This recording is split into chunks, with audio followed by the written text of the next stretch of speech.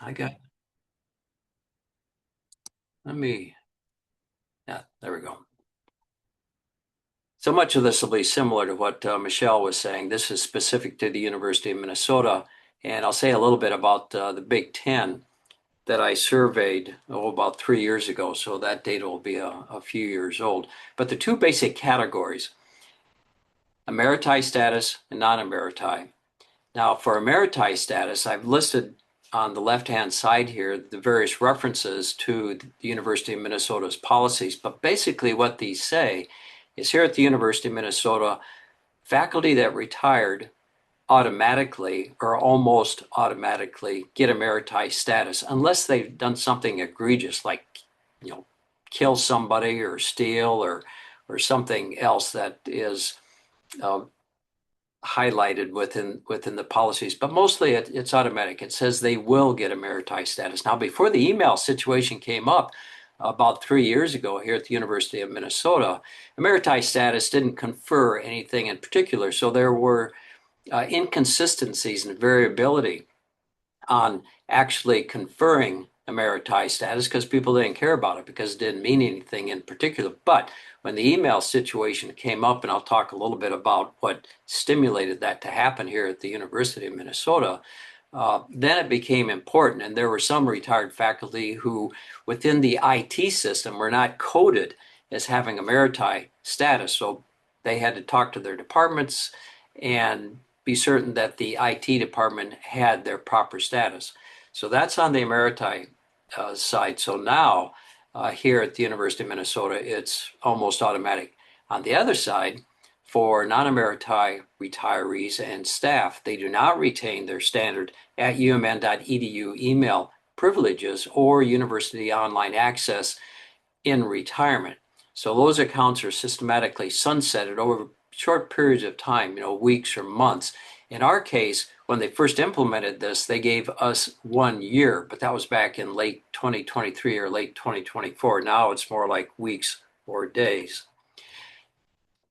So here's just a summary. So for active faculty, they have their at umn.edu email address. They have access to Google Workspace, which includes Google Calendar, Google Drive, Google Docs, and all university internal systems, access to databases, access to online journals, access to all university systems.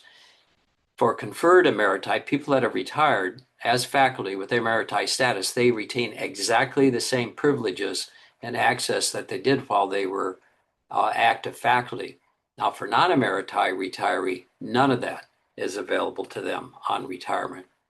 The reason that the University of Minnesota did this, two different reasons, or two reasons. The one on the left was for security interest.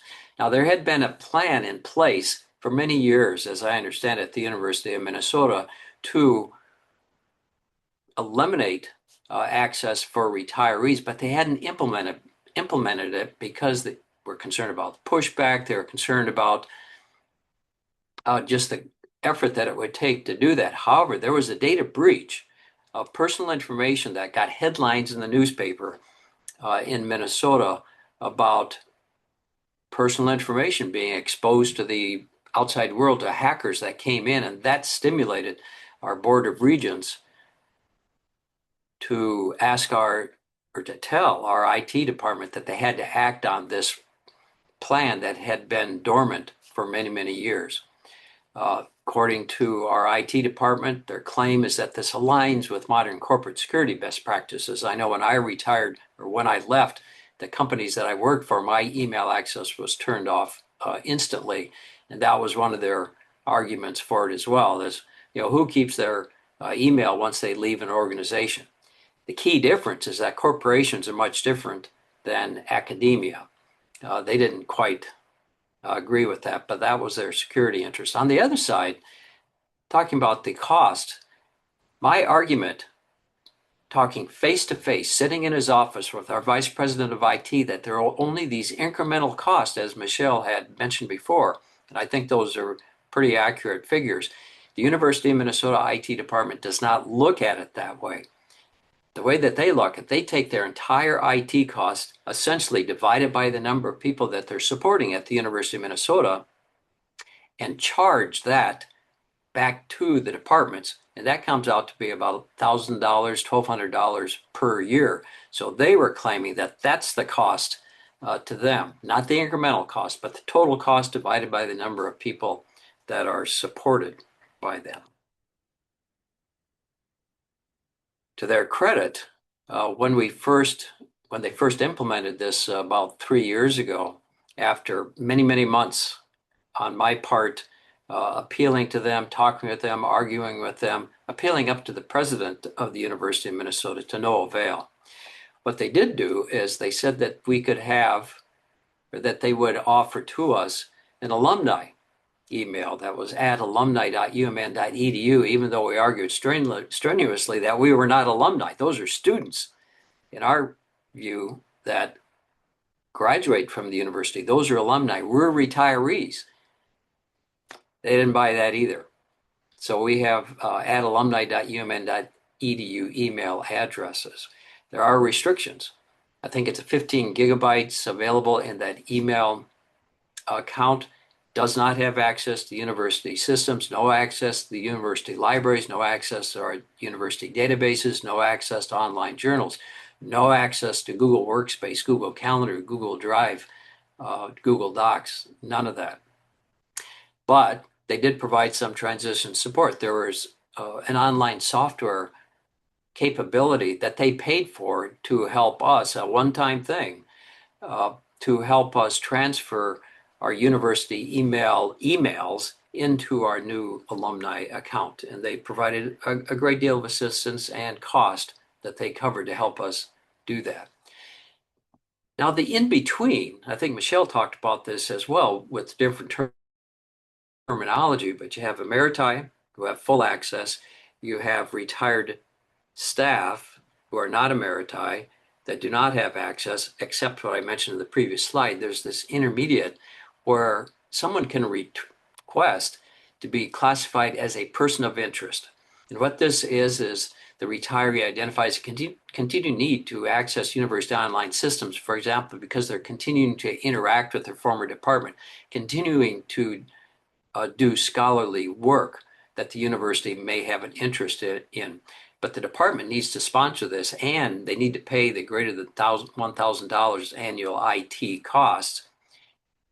When they get that person of interest, is nomenclature used here at the University of Minnesota, they get full email and system access, but it's temporary for 1 year. It needs to be renewed every year, but that is a possible path for them. In terms of the Big Ten, this information is about 3 years old. I don't know if it has changed recently, but the 5 schools on the right, both Emeriti and staff, have complete access to email and all the access they had before. In the middle, where the University of Minnesota is, Emeriti have access. Staff do not automatically have access, retired staff. And then on the right, there are 4 schools out of the, 14 that were in the Big Ten at the time. There are now 4 more schools for a total of 18, but I didn't include them a couple of years ago because they had not yet joined the Big Ten. Washington, Oregon, UCLA, and University of Southern California are not listed here because they were part of the Big Ten when I surveyed people. And this is another way of looking at the same information. You can see the number of schools where Emeriti retain their email and online access, and on the right, which staff, retired staff, do and do not retain. So these are our policies here. This will be included in the recording, so you'll be able to look at these later. There are Regents policies, there are procedures, board documentation, all kinds of things, and additional help when both students and people as employees retire from the university. The IT department does provide a lot of assistance for them. So for us, like Michelle had mentioned, being Emeriti is key. Getting that classification is important. And the University of Minnesota wasn't quite as well maintained. And I talked to the provost office about that again several years ago to get that more clearly clarified for retirees. And I think they have done that in the interim. Sponsorship person of interest status for 1 year department funded is a possibility if they have good reasons that the department supports. And our IT department claims that this aligns with a major faction of the Big Ten. As I saw at least 3 years ago, it wasn't consistent across the Big Ten. Now, there may have been changes in the interim. So that's what I have to share. Here's my contact information, which will be in the recording if anyone would like to contact me. So, Michelle, I will turn it back over to you. Great. Thank you very much, Eric. And I will apologize because, yes, I'm also controlling the session, and I did not start the recording at the very beginning, but I did start it during Eric's presentation. So, but as I said earlier, I can also share my slides to be circulated. So we'll open it up now for questions, discussion, thoughts. I know, Yoza, you were interested in perhaps having a policy statement or a statement go out. So happy to entertain anything at this point. And you can use either your real hand or your virtual hand, Heinz. So, Michelle, thank you. You raised two important points for me. Using the term email account and email address, we've got to be clear on what those exactly mean. And you hinted at that it might be a bit more than just an email address when you used email account and got onto the library resources. The access to bibliographic databases or peer-reviewed journals and conference publications like ERIC and PubMed and so on. They're the things that are of most interest to me. A university email does not necessarily guarantee that. Now, ERIC picked that up, but what I would like this group to do is to define exactly what it is that we mean. We're not just talking about email addresses. Look, there are some advantages to having a university email address, pure and simple. Like the American system is .edu. In Austria, it's .ac for academic, maybe elsewhere in Europe. Now, those sorts of addresses are rather useful at various times, particularly if you want to establish that you are affiliated with an educational institution and you want to get the educational version of the software that you're wanting to get. They often have a good deal for students and teachers and so on and so forth. So it suffices then to just have an edu address. So it's not unhelpful to have one, Eric, even if it's an alumni one, because these software vendors, they're just looking for the edu and the AC and so on to get that. So let's not lose that part of it, but I'm much more interested in pushing for the access to the library resources, but in the broad, and it's especially the bibliographic databases. Now, look, the other things that have come up for me is in the broadest, it is the digital identity. I think Eric mentioned that. Now, I worked at Curtin University in Perth. It was called the Western Australian Institute of Technology when I began, and then it migrated itself, transmogrified, whatever you want to call it, for all sorts of reasons, but mainly to do with money, research money essentially, into Curtin University of Technology, and now Curtin University. I retired 13 years ago. The day after I retired, my digital identity, we didn't use those terms then, but essentially my digital identity was gone, blank, finished, everything. And having started in 1976, where in those days I had an email account already because I worked in IT, and we didn't have the internet then, but essentially myself and my students worked with an intranet. Not that we used that term then either, but we were connected to the mainframe via twisted pair cables and so on and so forth. I was sending assignment specifications to my students via email. They were submitting their assignments via email. I was assessing the stuff on a computer and sending the results back by email and so on. So I'm a long-term user of email in education, and over all those years, I developed a very, very deep usage of email in the sense of a digital identity. It took me fully 1 decade from retirement to extract myself from all of those things that I'd signed up for with those various versions of the university email address. 160569A at whatever it was the first one. when, when we still work with numbers. Look, honestly, the the business of having an email account or an email address isn't the important thing. It's the digital identity. And if I was asked to give any advice about that in terms of working at a university or at any other place, is don't mix anything else up into that apart from the university work. Have everything else, personal things and all sorts of other things, entirely separate. So have one university email account, one private professional email account, and one throwaway email account that you can sign up for all the shopping type things where you're going to get heaps of spam and so on and so forth. That's the sort of thing that you need. The one exception out of access to university systems is definitely the bibliographic one. So then we get to the cost. So Eric carefully differentiated the incremental cost and the distributed cost. So it depends how you model it, but the answer is everything costs. Somebody somewhere along the line has to pay. And it's not unreasonable for people like us, whether we're retired or not, to make some sort of a contribution. And if you want to argue the case with your department head or whoever it might be, to year by year have an arrangement where they pay the $1,000. I mean, that's the sort of thing that happened in my case to keep my digital identity for a decade while I unraveled everything. That, you know, $1,000 a year. I mean, most retirees can afford that. And access to all the other things like the Microsoft 365 and the so on and so forth.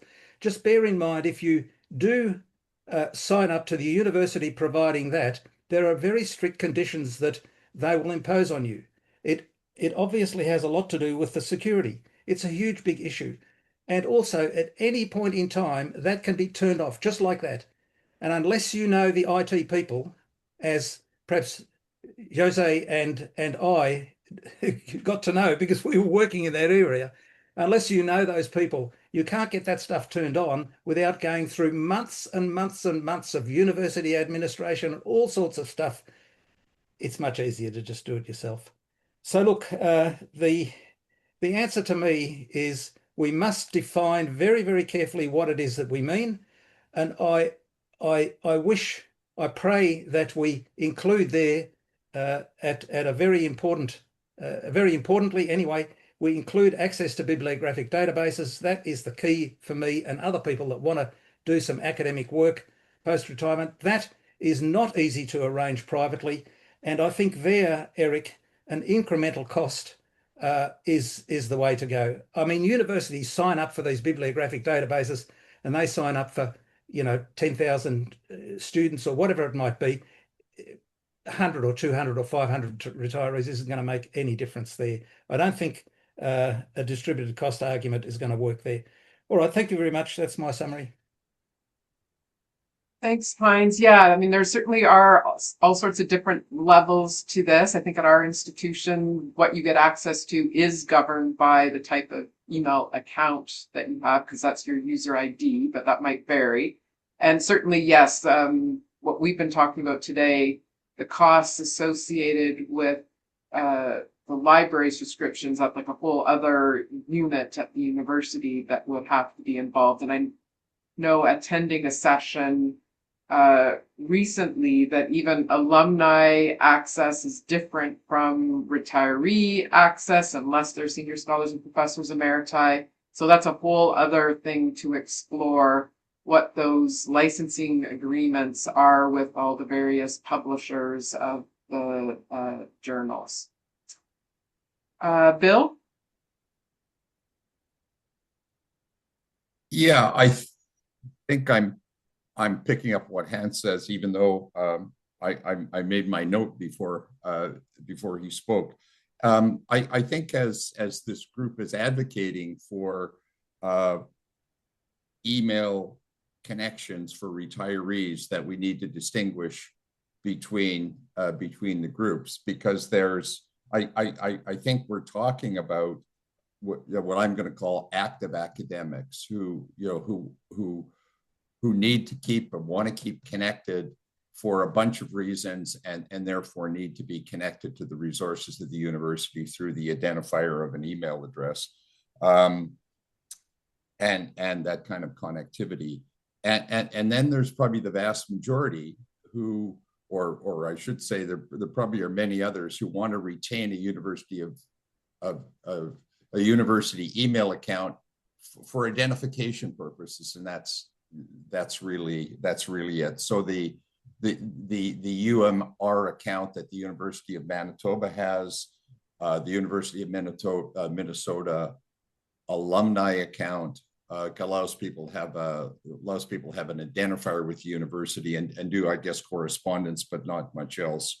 So it seems to me we need to be clear, and some of the discussions suggest we are, as we advocate for this continued connectivity, that we're identifying the different, shall I say, subsets of retirees. And the hardest work, I think, needs to be for those that I referred to as active academics who want to retain access to those resources through their email and identifier with the university.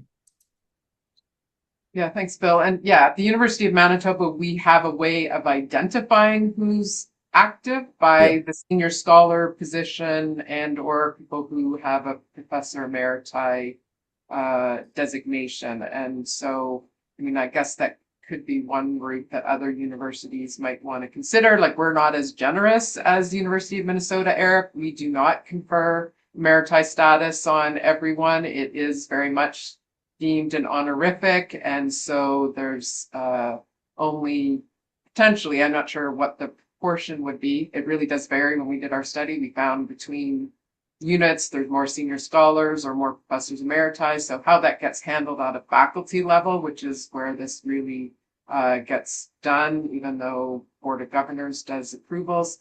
But we do have that designation there for those individuals who do not attain. So someone who doesn't attain a full professor appointment cannot become a professor emeriti. They would have to go the senior scholar route. And so that does allow us to actually identify who wants to actively work. And then there is a process in place. And then there's an official HR appointment, which I'm assuming that also to do with privacy legislation, et cetera, that also gives some weight that individuals aren't just kind of having access to all sorts of university business without having an official appointment. So that allows us to deal with that as well. Luigi, and if you want to introduce yourself as well, Luigi, since you didn't have a chance to do that earlier, you can go ahead. Yes, thank you very much. And thanks to all of you to be present here.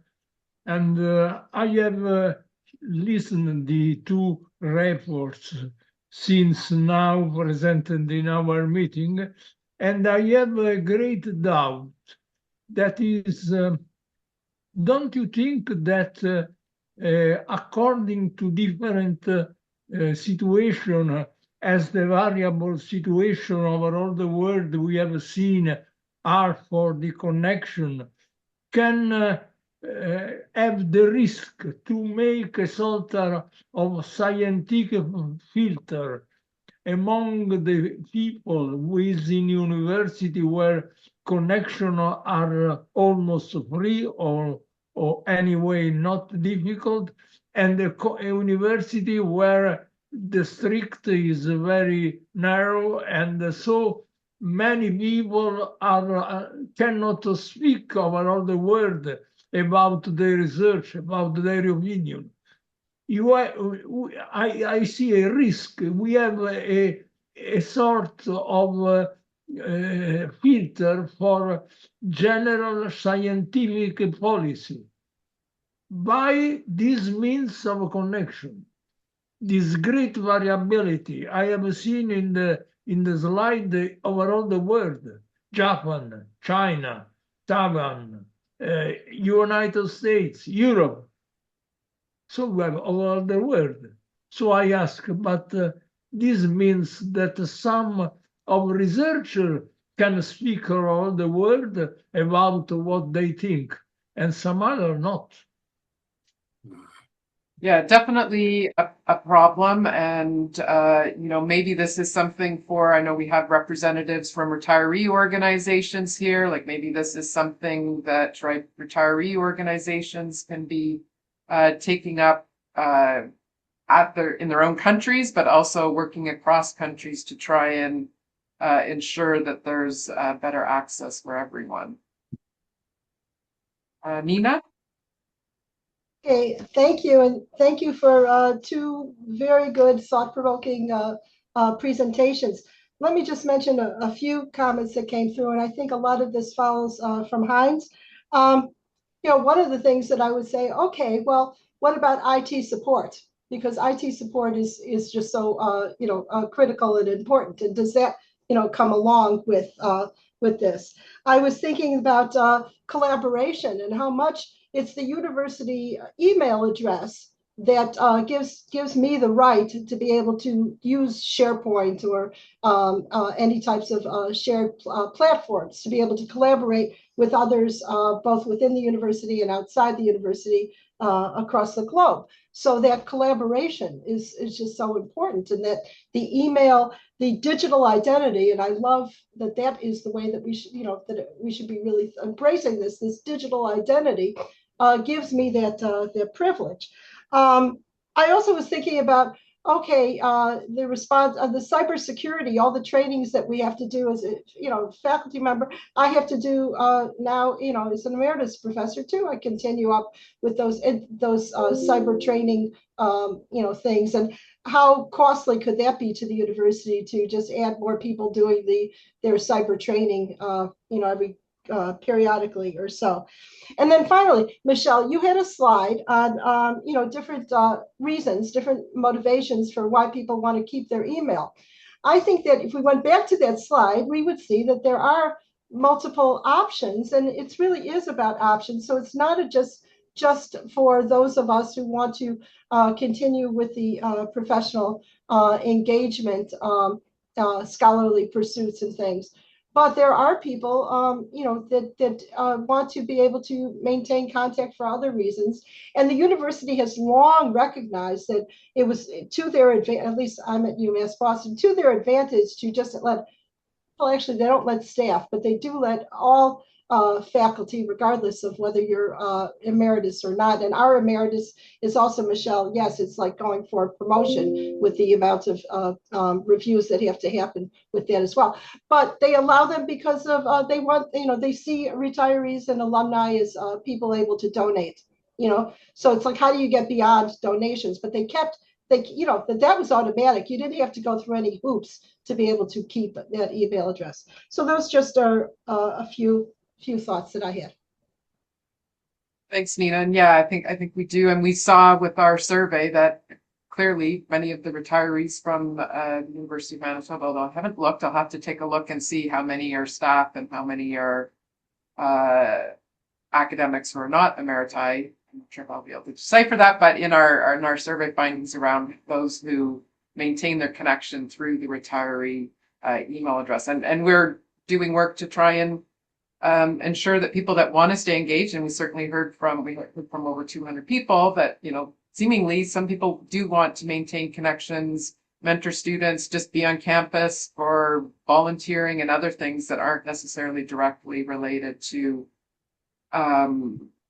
scholarly work. And so having that ability for staff to also stay connected through that address is important. Al? Yes, just a few comments. At the University of Michigan, we do retain our emails, as Eric said. We're fortunate in doing that. What Nina said was also important, as we remind them how much we contribute back to the university. And I mean, it's multi-million dollars that we contribute back. If you lose contact with because you don't have their emails any longer. Um, I think that's going to be at risk. And besides that, you're going to have some unhappy retirees that even if you can get a hold of them, they're going to give you a certain finger that you might not like. I mean, I think there's some very good reasons why they still allow us to do that. Being part of the directory is also another really important thing. People want to get in touch with you, that they've lost it, having your information in the directory, to connect with colleagues, I think is really very important. However, there are a couple maybe negative things about being having your email, and that's why some people don't use our university email address. Is basically you need to follow all the university rules, whatever those may be, and that they also have access to your email. They have the right to look at your email at any. None of that's a surprise to you, but it is something to remember. Is they can look at your email and may not like something that you said that you thought was perfectly fine, and that could lead to all kinds of issues. Or maybe that's what happened in Minnesota is why you lost your email because somebody did something that somebody didn't like. So that's important. And then another really key thing that I think people forget about, and you've talked about how you lost your email when you left your position, but even if you keep your email like we do at Michigan, as soon as you pass away, your email is immediately canceled, and that can cause lots of problems for your spouse and or your family that needs access to things that you just counted on seeing on a day-to-day basis. So I wish we had. There was, and I realize that that's a security issue, and their comments are, well, you don't have that because you're supposed to be just using this for university business. Well, most people do use it for personal business also. But a lot of, I mean, what's your definition of if I'm contacting a colleague? Is that personal business or is it often leads to the university business? So that's another key thing that you need to remember. I did do a little bit of checking with a colleague that knows about the cost of email, and without identifying any individual or school in particular, what he reminded me was that the university gets a Google license. Adding a retiree probably doesn't cost anything. They have a Google license. However, there are other parts of Google that do cost money, like, and as he lists them, Google Workshop, Education Plus. Some of these things I have, and I don't even know that I have. And other things. The help desk, I think Nina mentioned that also, is very critical. As retirees, where you don't have that technical support that you used to have, having the help desk available to you is just really very important. So, his summary was, you've got the backbone stuff, you've got the internet, you've got security, you've got authorization, you've got the help desk, and a few other things. Uh, from an expert that he had talked to, that cost would be an additional about $10 to $25 per person. Not $1,000. It's a different methodology than Minnesota's using, but in his estimate, all those extra things, that are on a per person basis might be $10 to $25. And so, yes, if we had to contribute back and pay for that, I think most retirees would say that's fine. Let me keep it. I'll give you $25. Now, again, how accurate that is, I don't know.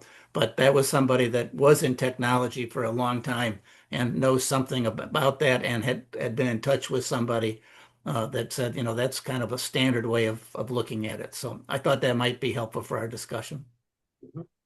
Yeah, thanks. Lots of helpful points there. Your point about the donations and things coming from retirees, and we had someone in our Senior Scholar and Professor Emeriti project who said that this wasn't anything to do with email because we have the email accounts, but around just the chintziness in some ways of the university for someone who's continuing to run a lab, et cetera. She had decided she wasn't going to donate to a scholarship anymore. She had thought she would, but given how the university seemed to be treating her in retirement, she decided that was not the case anymore.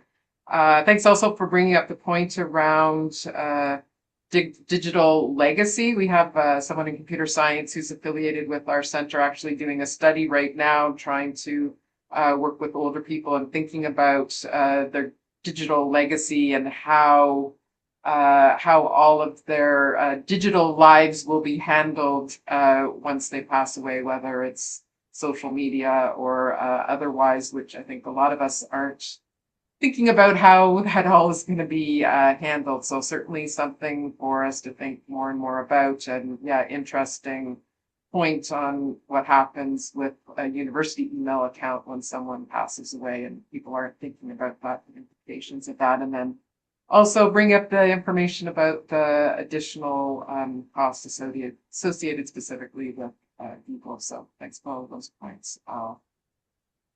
I know we had a few people who joined later, and so if you'd like to introduce yourselves, Gabriella, if you'd like to introduce yourself, please go ahead. Pardon, but I don't know the reason of the name Gabriella. Gabriella Brumbo is the name of my wife. Okay. I But wondered. I don't know why it appears.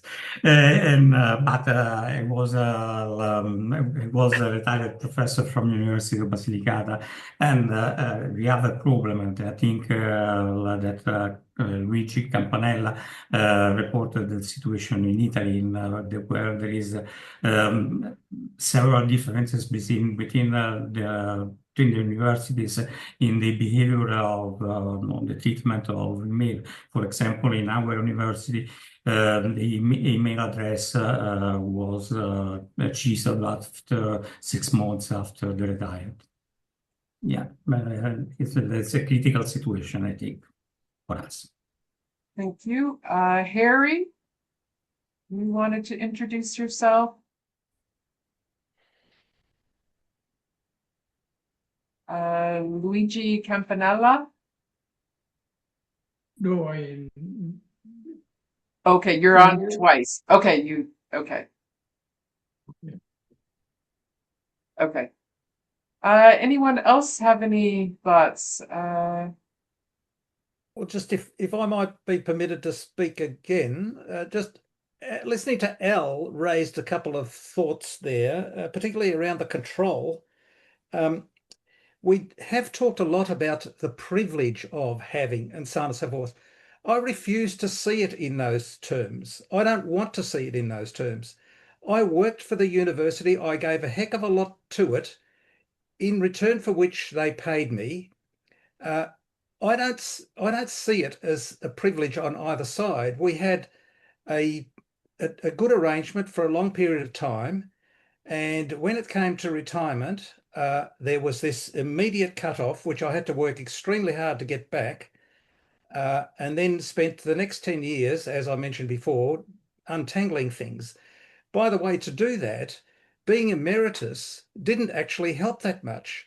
What helped is that I had to sign up for all the business rules that the university had, all the conditions, and I had to each year or every second year, I had to do various modules of instruction to do with governance, to do with ethics, to do with all sorts of things about how one would behave. Goodness gracious me, I worked there for 37 years. Look, so not privilege. I think it's not even right. Can we think a little bit about what we can offer back to the university? Now, most of us have spent a lot of time in research and published papers, and that is a big benefit to the university. Also getting research grants, of course. So that's in my game, that's how you get to be a professor. You do high quality research, and you get, in our arrangement, they call them national competitive research grants. And if you're successful in those, then you get promoted to professor. So that's pretty much what happened to me.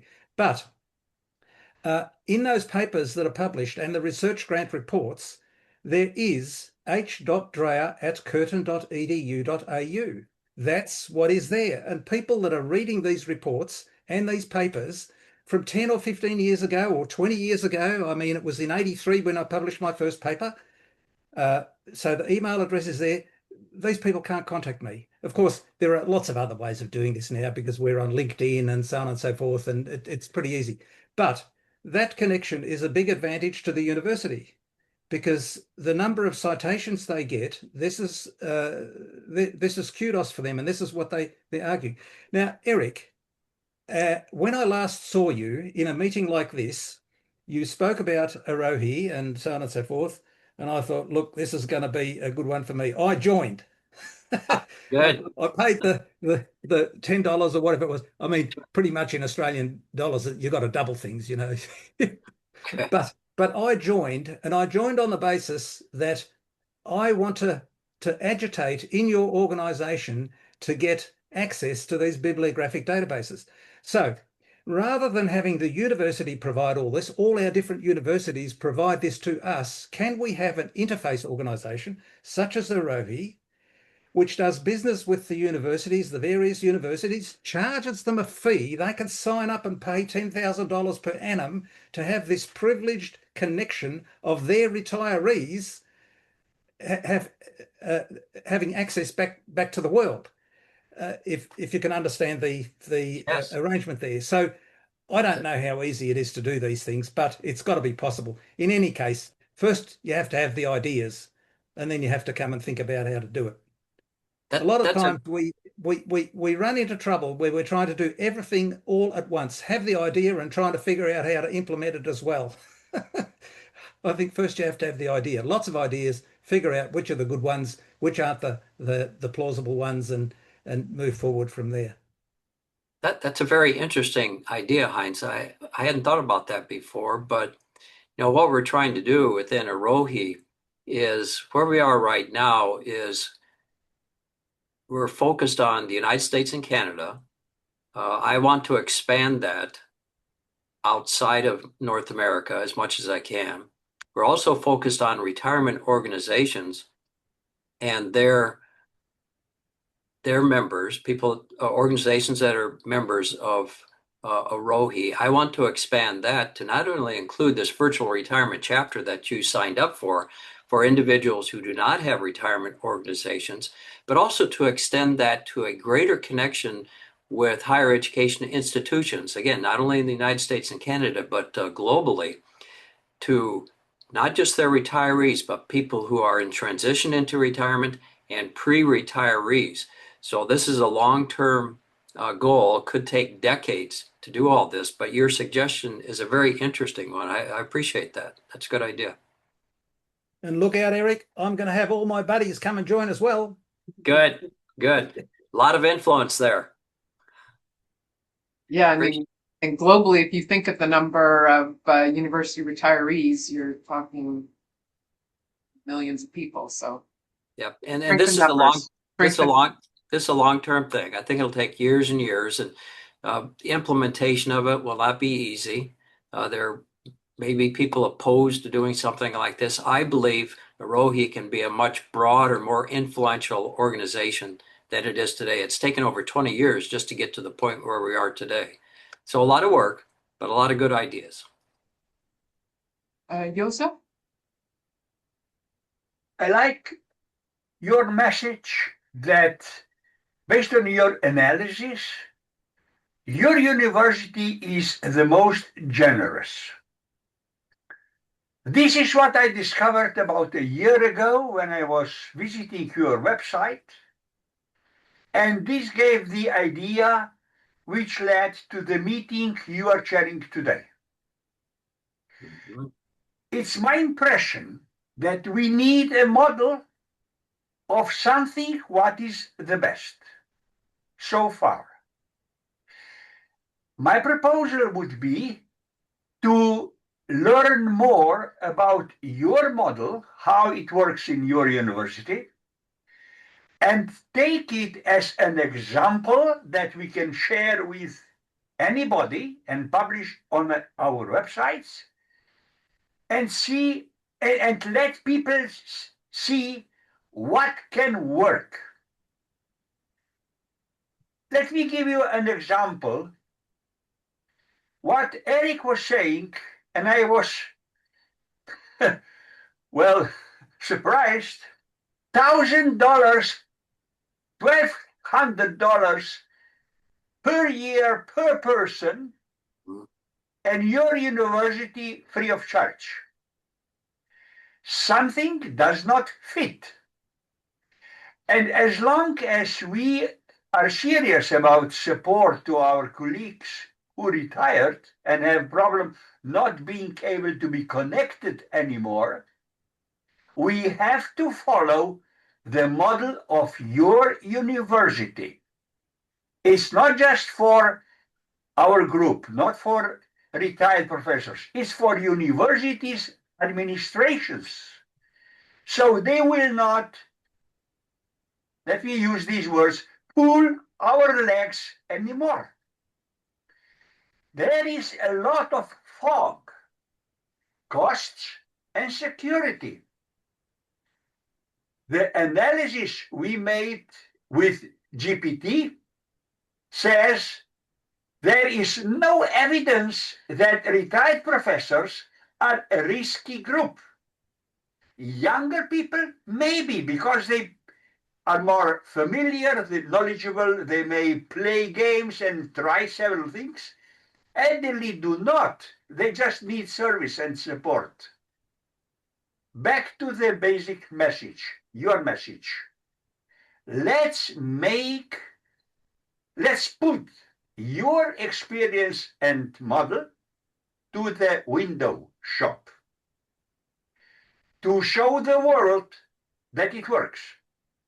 And as long as it works for you, and anybody can come and ask you how you do this, it will be a message to many people and organizations. Is it not a surprise that in a so basic area as it is connectivity using technology, we have hundreds of variations how people work? There is always one best solution, not hundreds. Let's use it. Maybe we will learn that there are some universities even better than you are. Then we will expand the models. But let's start somewhere very practically and show the way how we would like to drink clean water, not fog all over, which is basically funded by an interest. Let's get rid of them. They are retired and they have gone. This would be my proposal to you.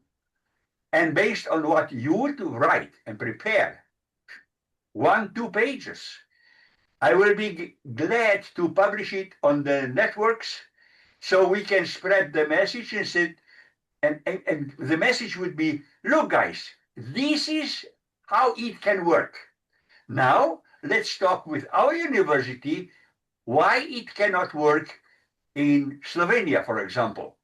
We basically have a very similar air and exactly the same internet.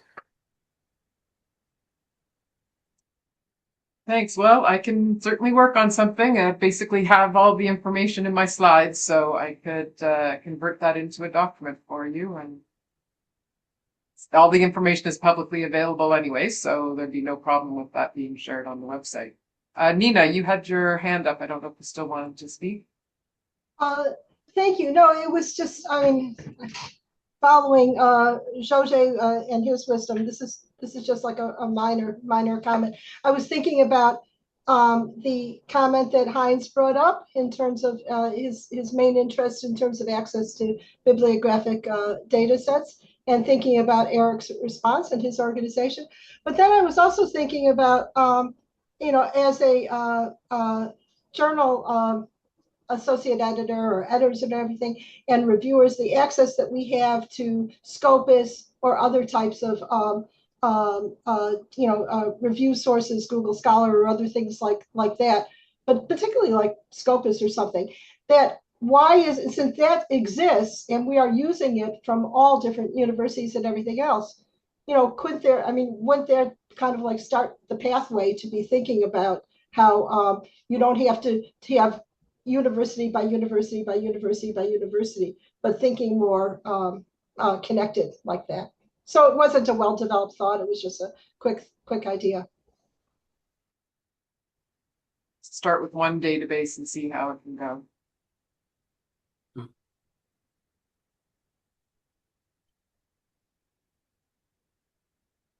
Any other thoughts or suggestions? David, do you have any thoughts? I know you had talked about some concerns at Kansas. Well, the value of having attended this session this morning is that I now have a better vocabulary to speak about the questions, separating some of the issues into other issues, into separate buckets to be considered. And I find this very helpful. We have a very nice system at my university, but it's threatening to go away. And now I'm wondering about the question on my mind is how could we transition to a world without university digital identity? How exactly could this happen?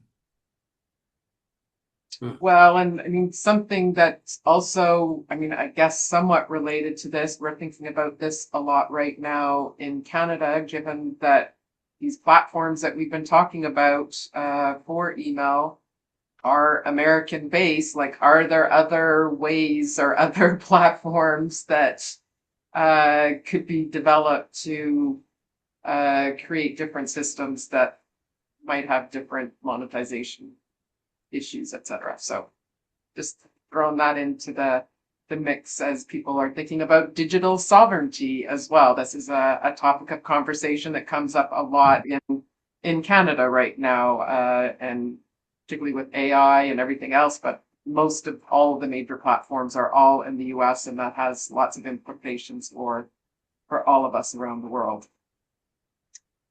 Anyone else? Walter, did you have any thoughts from a Canadian perspective or your university?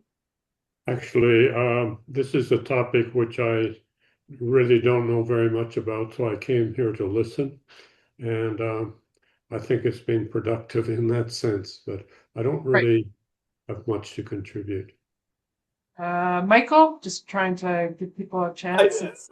Yeah, I mean, actually listening to all of this, I must say I feel rather satisfied with our situation at the University of Vermont. For example, we're similar to you in many ways, Michelle, as you described your situation in Manitoba. All faculty and staff who retire officially are granted continuation of their email privileges or rights indefinitely. So that's very positive. I mean, there have to be adjustments in the process. We are defined, we are classified as retired. So what that means is that we don't receive all of the information on what's going on campus that all active employees and students receive. Now that has its positive and its negative side to it. A lot of retirees naturally are irritated if they receive too much information that they're not particularly interested in. There are others who feel cut out from the feeling of sort of collegiality if they don't hear what's going on in terms of lectures that are taking place on campus and so forth. So what we've actually done recently as an organization, as a retiree organization, is begun to collect information on upcoming lectures, visitors to campus in advance, put them up on our website, and make that available for people to go to voluntarily if they're interested. If they're not interested, they're not overwhelmed with unnecessary information that they don't want. And one other thing in terms of an opt-in that we've been able to do within our own organization is create a forum of all of those individual retirees who have UVM, university emails, to opt in to a forum of discussion. So there are perhaps close to 200 people who've done that. And, we can all engage in, a dialogue over, proposed changes to our Medicare plan or whatever that might be. So that, that provides a wonderful opportunity for people who wish to remain engaged with one another as University of Vermont former faculty and staff to do so. Thank you. Walter?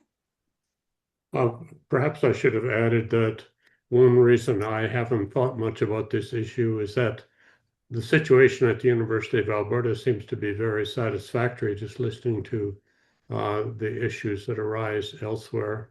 And I think we tend to think about problems, and at my university, this is more or less a non-problem.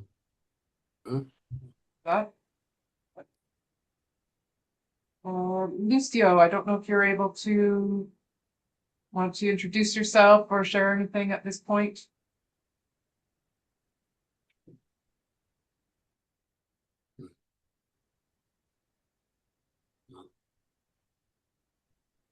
Okay, well, I think that maybe brings our meeting to a conclusion unless anyone has any other thoughts. Go ahead, Jose. We would like to invite Elle to report on the group that is working together and thinking about how associations are organized, how they can collaborate, and they are preparing, the group is preparing a program of a similar meeting in June.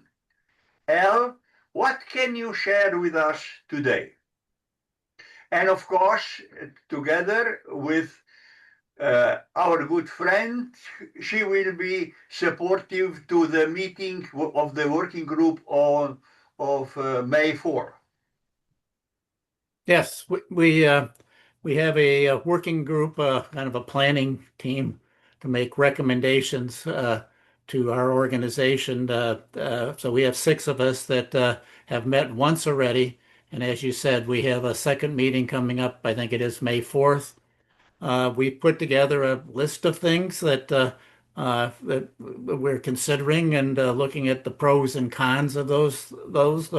I can just mention a few of them. Again, there's subtopics under each one of them, so I don't think this is the time to talk about them much. But just to give you an idea, we're looking at ways to continue engagements in research, continued engagement with professional activities, engagement with teaching and or mentorship.